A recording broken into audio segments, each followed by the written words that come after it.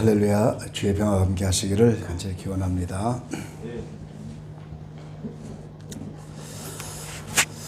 구약 성경에는 7개의 절기가 하나님의 명령으로 제정이 되었습니다. 유월절, 무교절, 초실절, 오순절, 나팔절, 속죄절, 초막절, 장막절이죠. 하나님이 이스라엘을 선민으로 세우셔서 절기를 7가지로 정하게 하시고 그것이 이제 오늘까지 모형이 되어서 인류 역사의 시간표로 절기를 사용하고 계십니다. 절기는 아니지만 성경에 등장하는 이스라엘의 2개의 명절이 있습니다. 하나는 에스더서에 나오는 불임절이죠. 포로 생활 중에 유대인들을 날을 정하여 다 죽게 된 그런 상황에서 극적으로 반전하여 유대인들이 다 살아나는 그런 것이 불임절입니다. 그리고 또 하나가 오늘 본문에 나오는 22절 수전절이 이르렀다, 이렇게 수전절이 나오는데 이것을 한우카라고 합니다. 이스라엘 가면 이제 한우카인데 이 수전절을 예수님도 지키신 흔적을 우리가 본문에서 볼 수 있는 거죠. 그래서 이 한우카 수전절이 금년 이스라엘 달력으로는 12월 25일부터 1월 1일까지입니다. 이 8일간을 지키는 절기예요. 그래서 25일부터 1월 1일까지 해마다 날짜가 좀 바뀌어서 올해는 이제 25일로 1월 1일까지입니다. 그래서 오늘 한우카를 중심으로 함께 은혜를 좀 나누려고 합니다.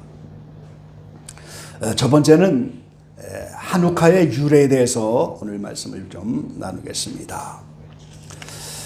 예수님이 오시기 전에 이스라엘은 그 헬라라고 하는 나라의 지배를 받고 있었습니다. 말라기 이후에 400년 동안 선지자가 없어서 신구약의 중간 그 하나의 말씀이 없었던 그런 시대에 바로 헬라의 지배를 받고 있었는데 요한계시록 17장 7절에 보면은 7머리 10뿔이 나오면서 7머리의 비밀을 알려주겠다 그러면서 그 7머리는 7나라 7왕이라고 10절에 말합니다. 그래서 5은 이미 망하였고 하나는 있고 하나는 아직 이르지 아니하였다 그랬습니다. 그래서 요한계시록을 기록할 당시는 하나 있는 나라가 로마였고 그 이전에 이스라엘을 지배했던 나라가 5나라가 지나갔다는 거예요. 그게 이제 성경에 나와 있는 대로 아수르, 애굽, 바벨론, 메데, 파사 그리고 헬라입니다. 그래서 이 7나라 그리고 아직 이르지 않은 나라가 이제 재생로마라고 하는 환란 때 나타나는 적수의 나라죠.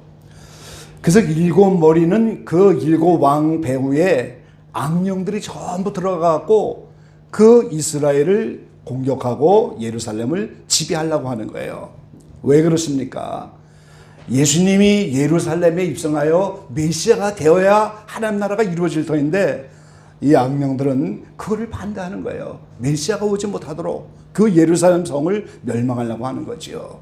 그래서 그 7머리가 하나님을 대적하는 이런 세력들인데 그 중에 5번째 머리가 바로 헬라예요. 그래서 그 헬라가 그 유명한 알렉산더 대왕에 의해서 만들어진 제국인데 그 알렉산더가 BC 326년 33세의 나이로 죽었습니다.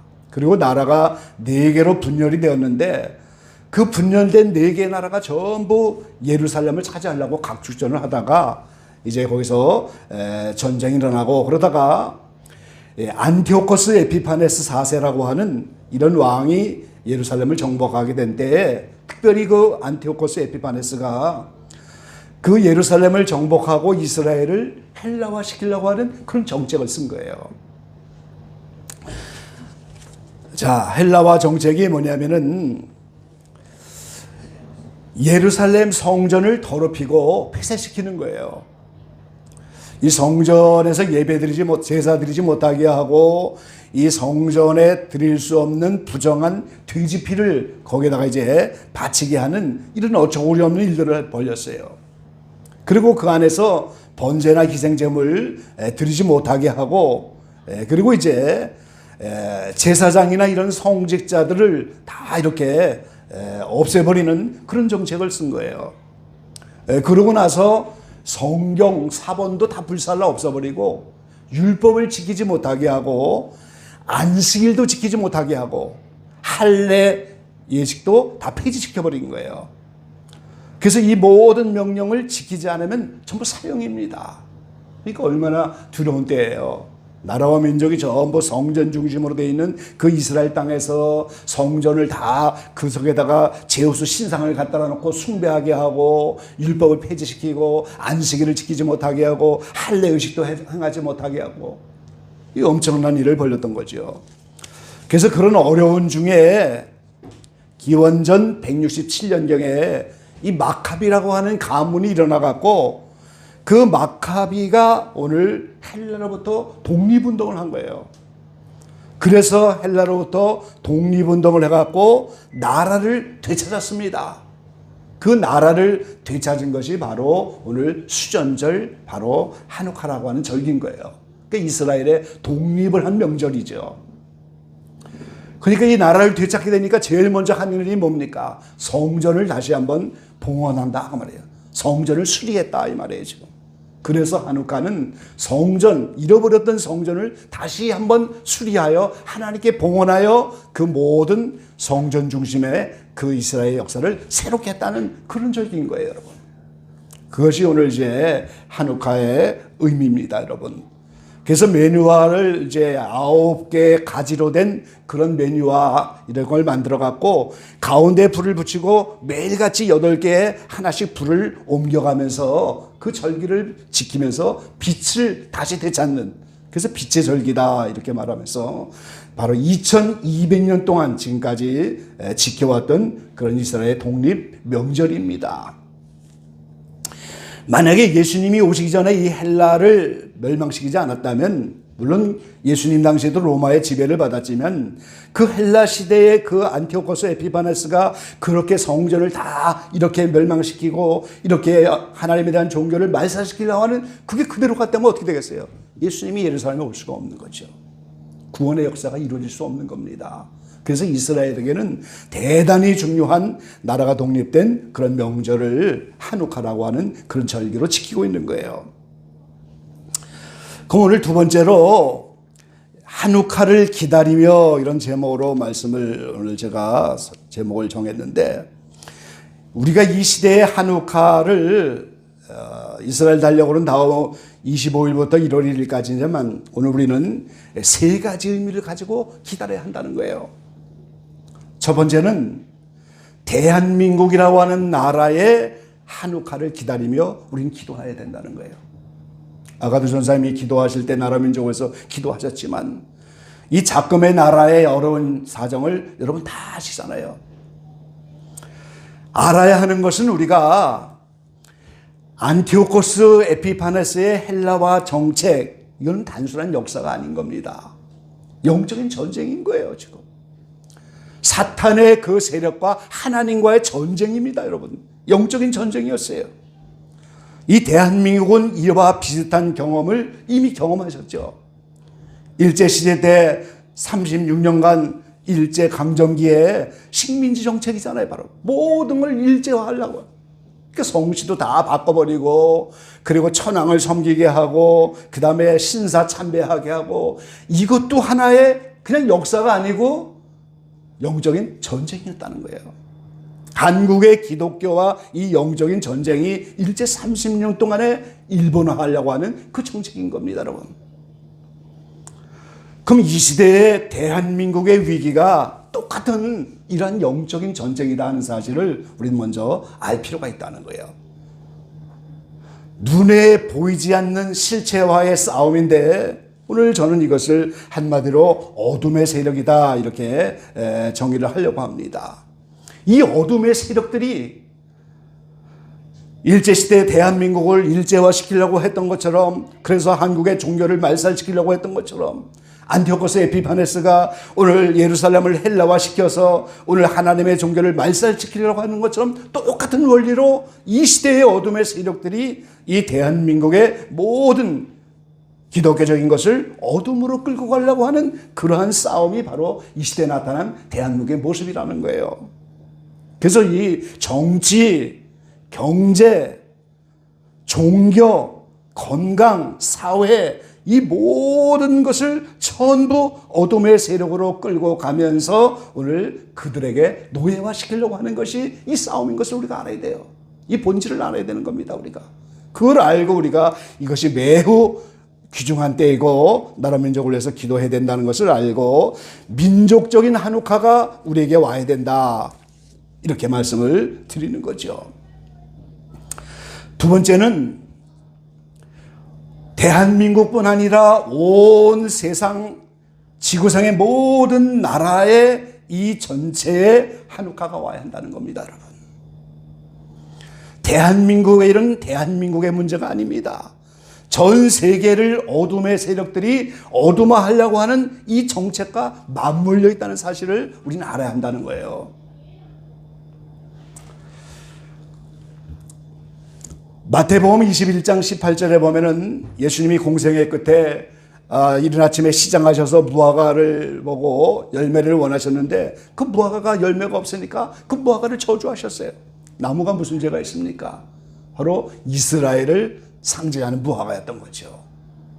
그래서 예수님이 다시 오시는 날까지 그들은 이렇게 열매 맺지 못하고 식물을 갖지 못하는 그런 무화과가 되어버렸는데 그 예수님이 마태복음 24장 32절에 다시 한번 공생 끝에 무화과 나무의 비유를 배워라 그러면서 무화과 비유를 말씀해 주셨어요. 그 무화과가 가지가 나고 싹이 나면 여름이 가깝고 그때 인자가 가까이 문 앞에 이른 줄을 알아라.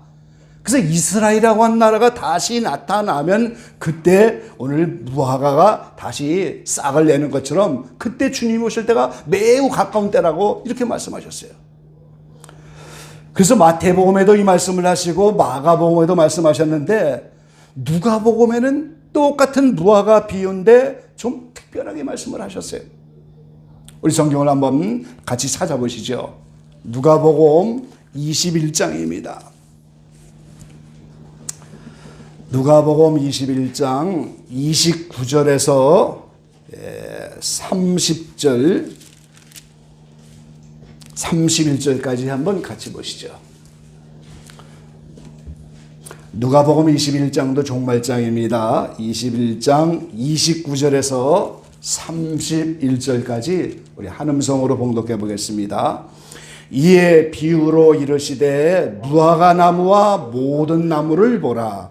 싹이 나면 너희가 보고 여름이 가까운 줄을 자연히 아나니 이와 같이 너희가 이런 일이 나타나는 것을 보거든 하나님의 나라가 가까운 줄을 알라 그랬어요. 마태, 마가에 있는 무화과 비유와 다른 것이 세 가지가 있는데요. 무화과 나무의 비유를 말씀하면서 29절에 누가복음에는 모든 나무를 보라 이게 전부 되어 있어요.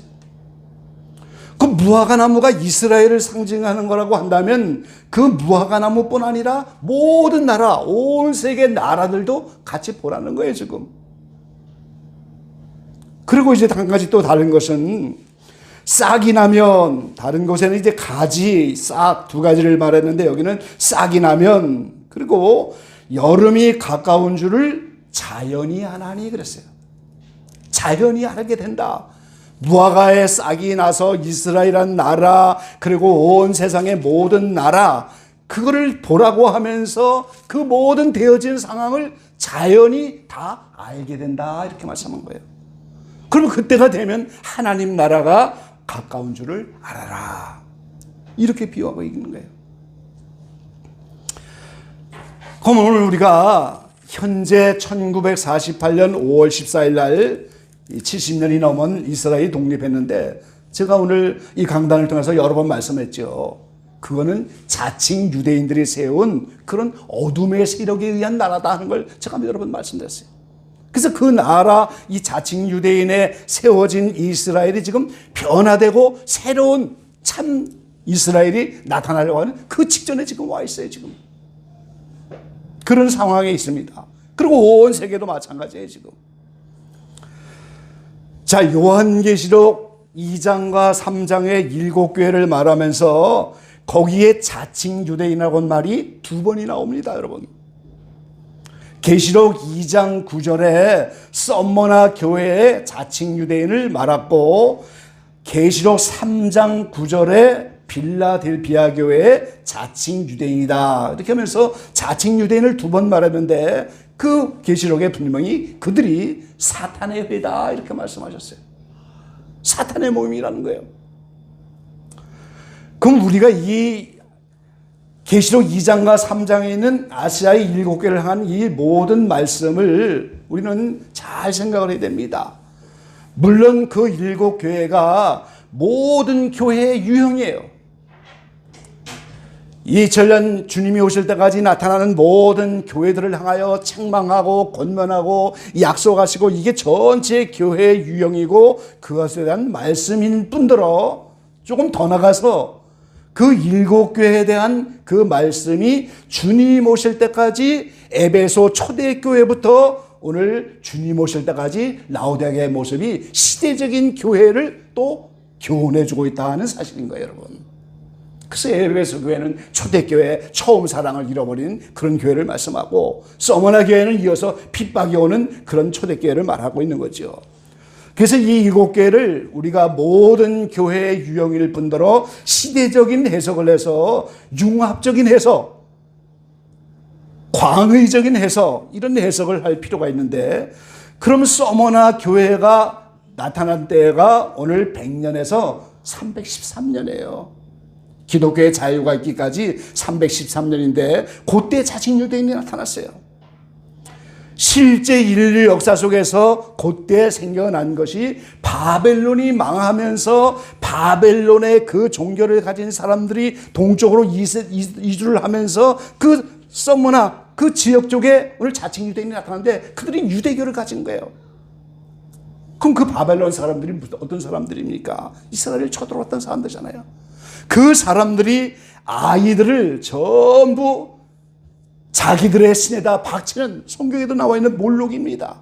아이들을 자기들의 신에다 갖다 제물로 바쳐버리고 식유, 식인, 사람 고기를 먹고 말이죠, 우상에게 절하면서 살인과 사기를 일삼는 이런 바벨론 문화가 그대로 그 자칭 유대인들에게 들어간 거예요. 그리고 그 빌라델피아 교회는 1750년에서 1900년 어간인데, 이때 이 자칭 유대인들이 온 유럽의 왕가와 심지어는 미국까지 그 세력을 확대하여 그 세력들이 지금 이 마지막 때까지 세계 모든 나라를 전부 잡고 있는 거예요. 한국도 예외가 아닌 겁니다, 여러분. 그래서 오늘 누가복음의 모든 나무를 보라. 무화과가 이제 이스라엘인데 그 이스라엘이 이 자칭 유대인이 먼저 세우고 그다음에 또 진짜 이스라엘이 나타나는 것처럼 모든 세계도 거기에 편성해서 모든 나무를 보라. 전부 그들도 그 어둠의 세력에서 다시 한번 변화되는 그 시점을 주님이 누가복음의 무화과 비유를 통해서 말씀해 준 거예요. 이게 바로 성경의 원리입니다. 첫째 것을 폐하고 둘째 것을 세우는 원리. 먼저 가짜 이스라엘을 만들고 그 다음에 참 이스라엘을 세워나가는 하나님의 섭리가 여전히 거기서도 성경의 원리대로 그렇게 나타난 것이죠.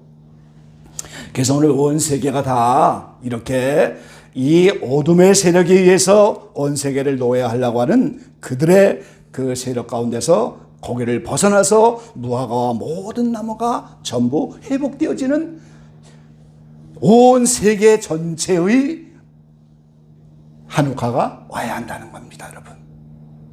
그리고 세 번째는 개인적인 한옥화를 우리는 기다려야 한다는 겁니다, 여러분. 우리가 예수 믿었지만 지금까지 죄의 세력에 의해서 포로가 되어 있고, 정욕의 세력에 의해서 포도가 되어 있고, 어둠의 세력에 의해서 각각 여러 가지 개인적으로 이런 것에 잡혀 있는데, 여기서부터 우리가 독립을 하여 개인적인 한옥화라고 하는, 개인의 한옥화라고 하는 명절을 우리가 맞이해야만 한다는 거예요. 이것이 우리에게 절기가 주는 유익인 겁니다, 여러분.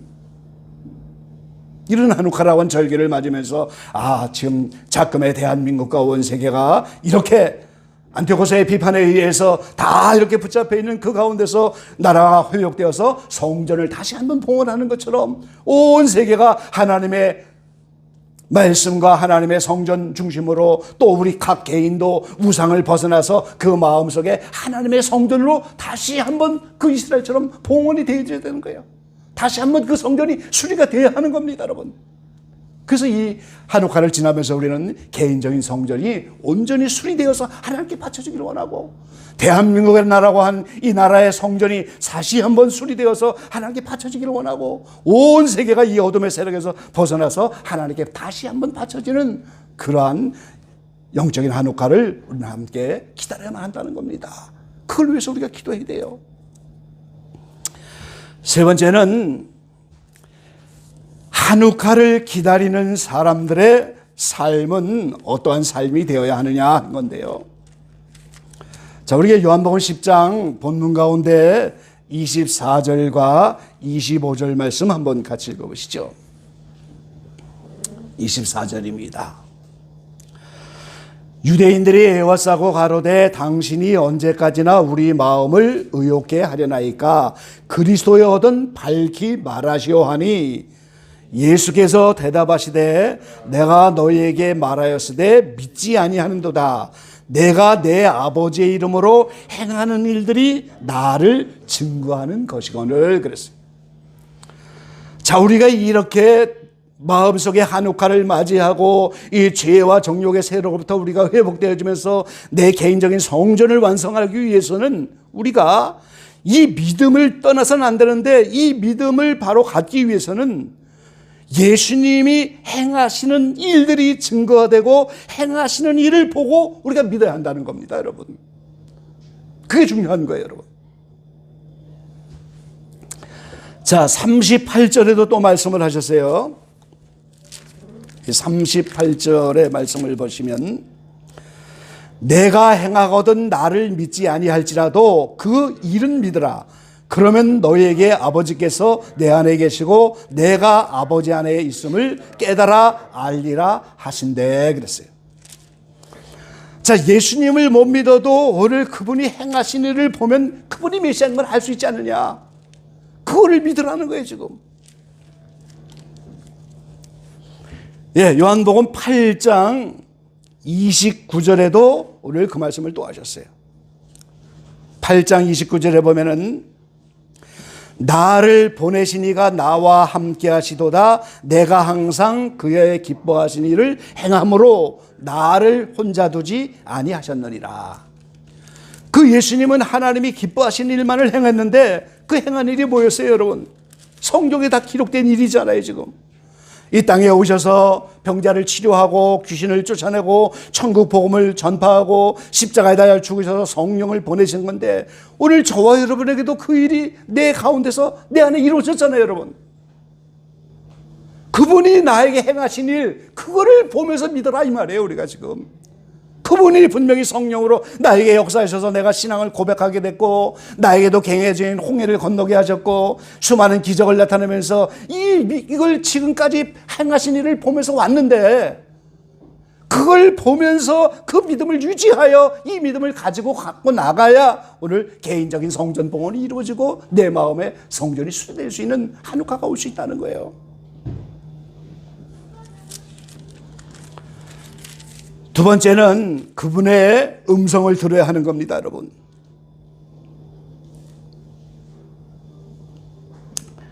자, 그분의 음성을 들으라 이렇게 말씀하셨는데, 오늘 10장 본문 가운데도 계속해서 그 말씀을 하셨어요.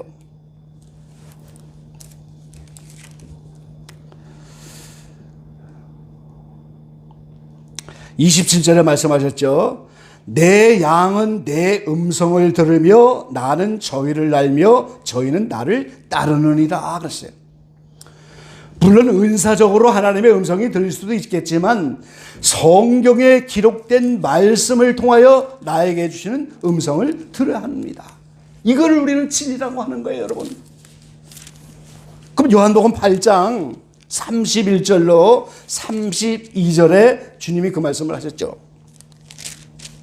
31절 32절에 보면은 그러므로 예수께서 자기를 믿은 유대인들에게 이르시되 너희가 내 말에 거하면 참 내 제자가 되고 진리를 알지니 진리가 너희를 자유케 하리라 그랬어요. 그러니까 우리가 그분의 음성을 듣는데 주님이 매번 나타나서 우리에게 음성을 들려줍니까? 매번 그런 은사로 우리에게 음성을 들려줘요. 성경에 우리에게 말씀하시는 그 음성을 들어야 되는데 그거를 우리가 말씀이라고 하는 것이고 그걸 우리가 진리라고 하는 거예요. 그럼 그 진리가 나를 자유케 한다 이 말이에요. 죄에서부터 자유케 하는 겁니다, 여러분. 나를 노래하려고 하는 이 모든 어둠의 세력들로부터 나를 자유케 하는 것이 진리다 그 말이에요 지금. 그래서 우리가 진리를 따라야 하는 겁니다. 그리고 8장 12절 말씀에 보면은 요한복음 8장 12절입니다. 예수께서 또 일러 가라사대 나는 세상의 빛이니 나를 따르는 자는 어둠에 다니지 아니하고 생명의 빛을 얻으리라 그랬어요. 빛 대신 예수님을 따라야 되지 그 빛 대신 예수님을 따르지 않으면 어둠에 끌려갈 수밖에 없는 거예요. 그럼 그 빛 대신 예수님의 빛은 뭡니까? 그분의 말씀이고 그분의 인격이고 예수님의 관계된 모든 것을 성경은 빛이라고 하는데 오늘 그러한 예수님의 빛을 따라가야 우리가 어둠을 벗어날 수 있고 개인적인 한옥화를 만날 수 있다는 거예요. 세 가지 말씀드렸습니다.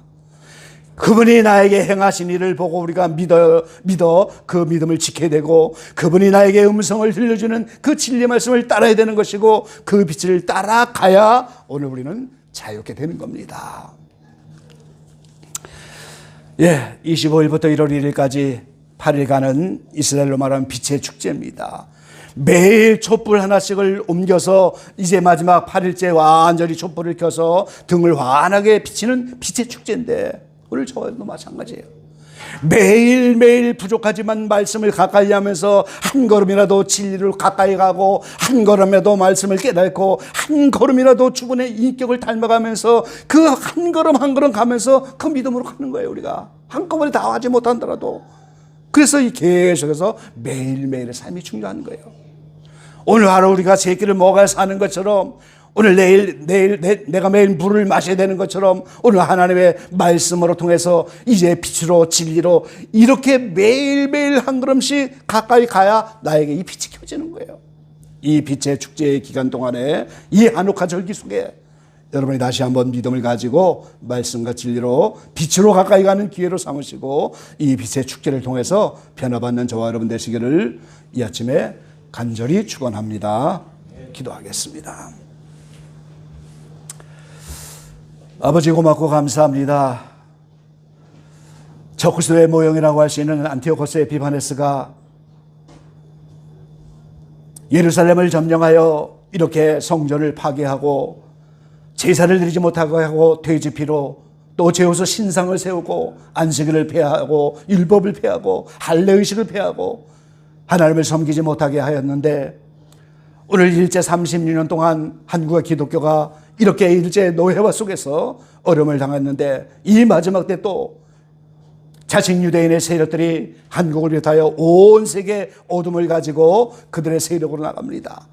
우리가 이 본질을 볼 수 있는 영적인 눈을 열어주셔서 이 모든 대한민국의 일들이 영적 싸움인 것을 알고 이것이 나의 개인적인 영적 싸움인 것을 알고 온 인류의 영적 싸움인 것을 알고 개인과 민족과 온 나라들 모든 나무 위에 오늘 한옥화 빛의 절기가 오게 하시고 정말 다시 한번 회복되어서 다시 한번 주님의 복음을 전파할 수 있는 마지막 때의 귀한 사역들을 감당할 수 있는 그런 놀라운 역사가 우리 가운데 찾아오게 하시고 우리가 이것을 깨닫는 영적인 눈을 열어주십시오. 이스라엘 명절에 예수님도 그 절기를 지키셨는데 이 한옥화의 영적 의미를 깨닫고 다시 한번 이 절기를 통하여 빛으로 매일매일 한 걸음씩 나아갈 수 있는 우리 모두가 되게 하시고 이 기회를 선용하고 우리에게 이러한 놀라운 은혜를 베풀어 주셔서 가정마다 또 오늘 심령마다 여러 가지 정치, 경제, 사회, 건강, 물질의 모든 흐름에 쌓여있는 이 총체적인 난국 속에서 이렇게 이 한옥화를 통하여 응답받게 하시고 빛으로 나가게 하시고 주님의 음성을 듣게 하시고 놀라운 응답과 기적을 맛볼 수 있는 우리 모두가 되게 축복하여 주시옵소서. 예수님의 이름으로 감사하며 기도 올려옵나이다. 아멘.